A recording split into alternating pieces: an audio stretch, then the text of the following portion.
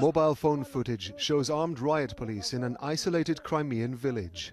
They blocked the streets to the fury of local residents. Local Tatar men are arrested. They're accused of being members of an illegal Islamic group. "Brother, we are with you," one man shouts. Activists say it's the latest act of repression against Crimea's Tatar community. Today, another act of intimidation was carried out against Crimean Tatars, Crimean Muslims. 5 homes were searched by security forces. A criminal case was opened in connection with participation in Hizb ut-Tahrir. The searches are a violation of the law. The group Hizb ut-Tahrir describes itself as a global political organization which aims to establish an Islamic state. It's not banned in Ukraine, but it is banned by Russia, which annexed Crimea early in 2014. We have taken preventative measures and warned Muslims that this group is banned. Everything connected with it is against the law. The latest action is part of curbing the illegal activities of this extremist organization. The Tatars were deported from Crimea by Stalin during World War II. It was another 40 years before they were allowed to return. Many of them are opposed to being ruled by Russia. Ukraine's government says its Western allies should put pressure on Russia to stop targeting the Tatar community. This is another crime in the long chain of Russian crimes in the occupied Crimea. We consider it as a violation, gross violation of human rights, and we urge the Russian Federation to halt repression against Crimean Tatars and also ethnic Ukrainians who are living there. The Tatars of Crimea may want to be free of Russia, but the Russian grip on Crimea remains firm. Rob Matheson, Al Jazeera. Police now on the trail of a man they believe killed a man in Midtown this week. Tulsa police searching for 20-year-old Joseph Johnson. Only on 2, Corley Peel shows us why the 25-year-old victim's family says what they witnessed was an organized crime. Corley? Karen, the shooting happened at this house behind me in broad daylight on Monday. Several witnesses say they saw a suspect shoot Cato, and one of those witnesses was his fiancée. His last words to me was, "Baby, you're going to be okay and I love you." I just can't stop thinking about it. Ashley Porter says she was with her fiancé, Cuevas Cato, and her sister on Monday when a suspect shot Cato 12 times using 2 different guns, then stood over him and shot him again. He jumped in his car and he sped off. The only thing I can think about doing is running next to him and holding him, trying to stop the blood. It was so much. Tulsa police say the shooter was 20-year-old Joseph Johnson. They say the men got into an argument over a car deal. But Porter believes Cato's murder was a setup. We have messages stating to come pick the car up.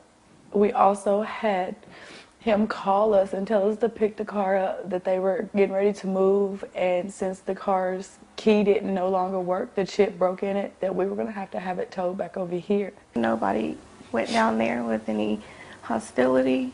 They were told to come and get their car, and that's what they were doing, and things just went the wrong way. Now Porter and her sister want answers. I can't eat. I can't sleep. I just keep seeing it over and over again in my head, how he shot him. He didn't deserve to die like that. Porter and her sister think Johnson could be headed to Louisiana. They're asking for anyone who might know where he is to call police. Reporting live, Corley Peel, 2 Works for You. In the latest fighting, 12 people have been killed. State-run media says 4 soldiers and 8 armed men died in clashes over Tuesday and Wednesday. The area is mainly populated by Muslim Rohingya. Security along the nearby border with Bangladesh has been stepped up after 9 police officers were killed on Sunday in coordinated attacks on 3 border posts. 6 suspects are being held in connection with those incidents. 4 years ago, sectarian violence between the Rohingya and Buddhist nationals killed more than 100 people. Tens of thousands of Rohingya were sent into displacement camps across Rakhine State. Rohingya as an ethnic group, and Buddhist nationalists view them as illegal migrants from Bangladesh.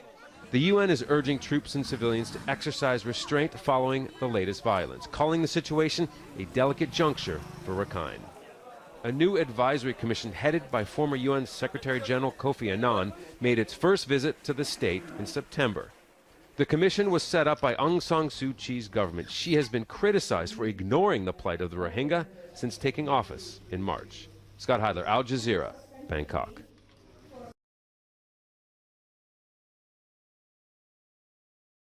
A push for answers and forgiveness from a tight-knit Indianapolis family. The family of Trey Spencer, better known to them as Trey Man. Because as they tell me, Trey wasn't just a man of love. He was a man built on his family. This is a picture of Trey when he was a little guy. And to Martine Spencer, that's the same smile 23-year-old Trey Spencer had up until the end. They shot an innocent person that had nothing to do with anything. Trey was one of 2 people shot in Broad Ripple last week after a disturbance from a nearby business spilled onto Guilford near Broad Ripple Avenue in the overnight hours. Trey would not survive. We don't understand. A family man, Trey's grandmother and cousins are still in mourning. This is how it stayed from when they were small all the way up until now. We was together every day. All we did was eat, sleep, and breathe wrestling and go to school. He'd learned to wrestle from his father.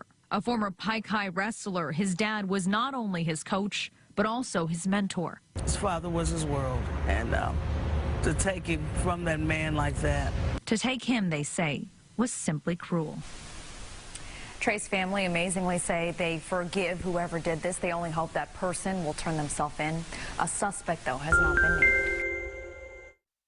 ABC 15. Breaking news. With right now coming out of Central Phoenix, a red light runner apparently that caused the crash is in the hospital right now after plowing into a semi. The victim, 17 years old, Justin Pizzera, is on the scene. Justin, I want to ask you first and foremost, are the roads still closed? What's the situation? Chris, the roads are still closed, and they're going to be closed for quite some time. And you were talking about that red light. You can see it right here at Central and Glendale. That's the red light that 17-year-old ran. But then look over here at the semi. You can just see that car right under that semi right there. We do know that 17-year-old was taken to the hospital with head injuries. He is in a very serious condition at this point. But they say that semi was only going about 30 miles an hour. As for how fast that teen was going at this point, it's not clear. Of course, investigators are going to have to come out here. And one of the holdups with this crash right here is that it takes a special investigator to come out here because this is a commercial vehicle. So we have to wait for those investigators to come out here. So we are expecting extensive this road, to be closed for quite some time as those investigators come out here. So we're going to stay out here and monitor this, and hopefully we'll get an update. Chris? All right, Justin Pizzera starting us off with that breaking news. Dana and Danielle already shaping up to be a busy morning. A Cairns mother has been stabbed to death while her children were at school.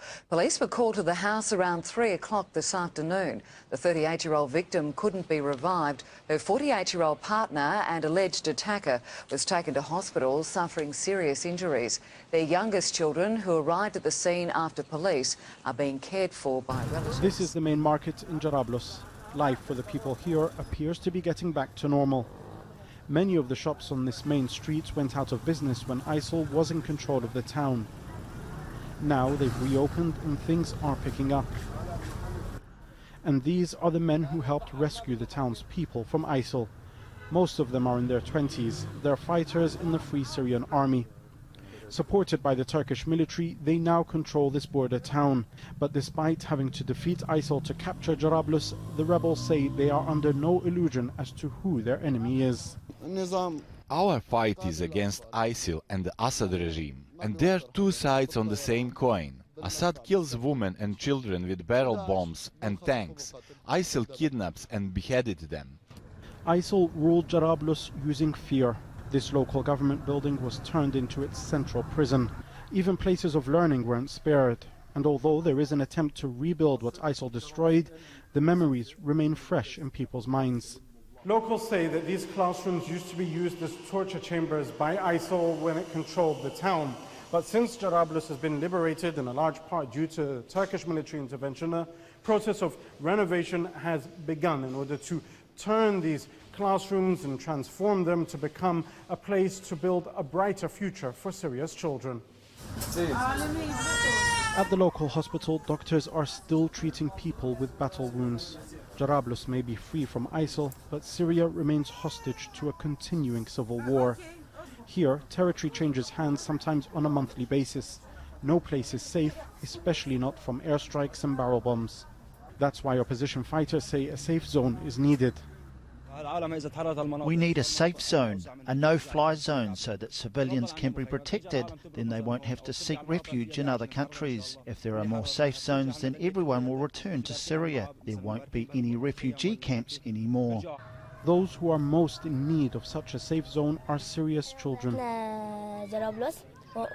Among them, 10-year-old Jum'a, who tells me he wishes to join the army when he grows up so he can defeat ISIL and Bashar al-Assad. For a boy who's lived most of his life in the middle of such a bloody war, his childhood has already been destroyed. And unless the fighting stops soon, so will his future. Jamal al-Shayal, Al Jazeera, Jarablus, Northern Syria. The jury in the murder trial of mother of four, Tia Landers, has been played phone recordings where one of the accused threatens to smash her skull in. Ms Landers' badly beaten body was found in the Beerburrum State Forest in July 2014. Prosecutors say John Harris and Linda Appleton murdered her as punishment over a theft. Hurricane Matthew is now blamed for at least 36 deaths in the southeast, 20 of them in North Carolina. Goldman Sachs estimates U.S. property damage will be $10 billion. Manuel Bojorquez is in the flood zone. Drone video shows the wall of water moving through Grifton, North Carolina. We rode along Main Street with Police Chief Brian Cawley. This isn't residual flooding. This is water that's still rising here. This is water that's still rising, right. How high has it come up? It has risen about 20 inches here. People who evacuated, like Cassandra Roach, can do nothing but watch. It wasn't even this far up, and now I'm like, oh my God. It's overwhelming. The Contentnia Creek is nearing 24 feet. It's one of several swollen rivers and streams in eastern North Carolina that are still funneling the more than a foot of rain from Hurricane Matthew. Since Sunday, there have been 80 air rescues and thousands are displaced. Rising waters threaten to shut down bridges in several communities. Crews are still working to shore up the dam above the town of Spring Lake. There's nothing I can do. I mean, just stand here, watch and wait and pray. Manuel, when are those rivers expected to crest? Scott, some rivers are not expected to crest until the weekend. The concern here in Grifton is that even if the water has reached its peak, it may not recede for several days. Manuel Bojorquez in the flood zone. Manuel, thank you.